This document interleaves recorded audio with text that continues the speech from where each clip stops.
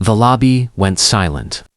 A homeless black woman stood at the counter, her hands trembling as she held a worn-out check. The bank manager looked her up and down, disgust flashing across his face. "Ma'am," he sneered, "we don't cash fake checks here. Try somewhere else." People stared. A guard stepped closer, ready to escort her out. Her voice cracked. "Please, it's real. I just need to eat." He laughed, loud enough for everyone to hear. "If you had money, you wouldn't look like that." But what no one knew was that this woman's life had changed overnight. And tomorrow morning, he would be the one begging for her attention. Who exactly was she? And what secret was she hiding? Her name was Monica Harris, once a respected financial analyst, now living out of a small shelter on the east side of the city. Life hadn't always been this way. 2 years ago, she had a family, a condo, and a career she loved. But when her husband passed away suddenly, and medical bills swallowed everything she had, Monica's world collapsed faster than she could rebuild it.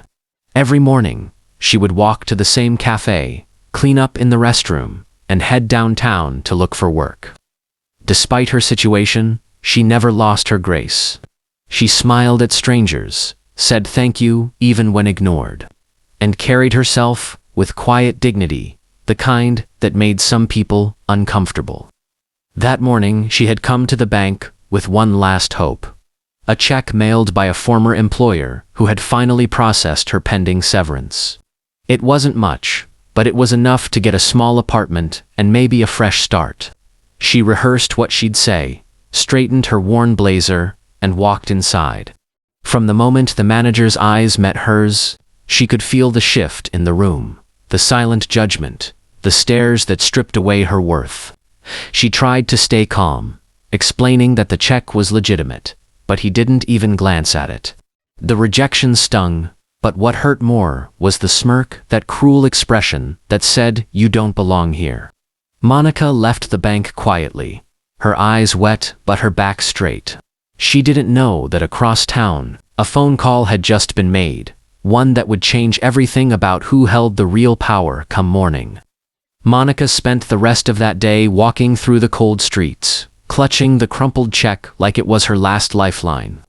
She stopped by 3 other banks, each one turning her away for security reasons. The sting wasn't just in their words, but in their eyes. Eyes that saw only a homeless woman, not a person who once balanced million-dollar accounts.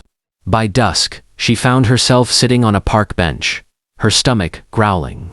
A little girl passed by with her mother, holding a cup of hot chocolate. When their eyes met, the mother gently pulled the girl closer, as if kindness itself was dangerous. Monica looked away, her chest tightening. For the first time, she whispered, "Maybe they're right. Maybe I don't belong anywhere anymore." But fate had already started moving behind the scenes.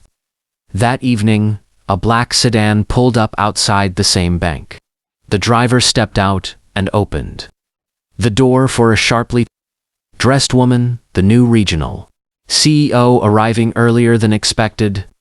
She was scheduled to take over operations the next morning, and her first stop was the branch that had received multiple complaints for discriminatory behavior. Inside, the manager bragged to a coworker about how he handled a homeless woman earlier. His laughter echoed down the hallway, unaware that the woman he mocked had once signed paychecks larger than his own. Meanwhile, at the shelter, Monica received a call from a private number. The voice on the other end was warm and familiar. "Monica Harris. This is Daniel from Global Investments. We've been trying to reach you. Congratulations, the board approved your reinstatement. You'll need to report to the regional office tomorrow morning." Her hands trembled. For the first time in months, tears of despair turned into disbelief. And then, hope. She didn't know yet that the regional office was the very same bank where she had been humiliated just hours ago. And the man who had thrown her out? He was about to meet his new boss, the woman he'd refused to serve. The next morning, the bank buzzed with its usual routine: crisp suits, polite smiles, and quiet judgment. The manager adjusted his tie, already rehearsing his morning briefing.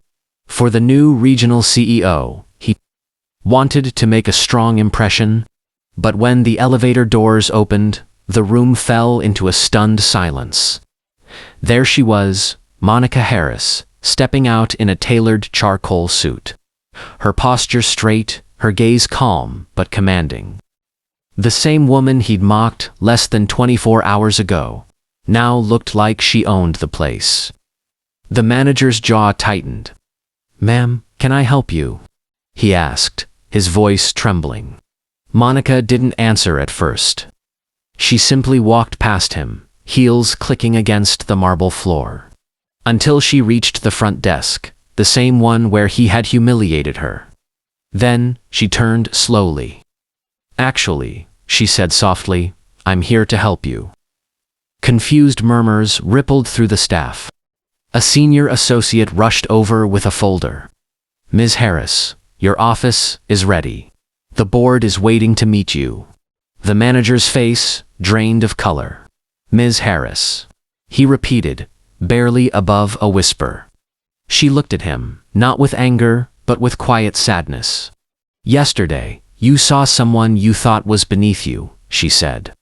"Today, I hope you see who she really is." Every eye in the lobby was on him now. The same people who had laughed along yesterday stood frozen. As Monica walked toward her new office, the manager's voice cracked behind her. I didn't know." She paused at the door, not turning back. "That's the problem," she replied. "You never cared to." The silence that followed was heavier than any punishment he could imagine, and it would echo long after she was gone. The story spread quietly at first, whispered among employees, then shared across branches. By the end of the week, everyone in the district knew what had happened. Some called it karma, others called it fate. But Monica never saw it that way. She didn't fire the manager. Instead, she reassigned him to community outreach, working directly with people who had once been invisible to him. It was her way of teaching the lesson she wished someone had taught him sooner. Empathy isn't weakness, it's strength. In her new office, Monica kept that same worn-out check framed on her desk, not as a reminder of humiliation, but of grace, the kind that grows in the cracks of injustice. Every morning, she'd glance at it before meetings, silently promising herself to never treat anyone the way she was treated that day. Weeks later, she passed by the lobby again. The manager was helping an elderly woman fill out her forms, patient and gentle this time. Their eyes met for a moment, no words, no apology, just a quiet acknowledgement of change. Monica smiled and walked on. The world hadn't changed overnight, but maybe one heart had. And sometimes, that's enough to start something bigger. Because at the end of the day, titles fade, money disappears, and power shifts. What stays, what truly defines us, is how we choose to see each other when no one else is watching. So, if you saw someone who looked powerless, would you recognize their worth before the world forces you to?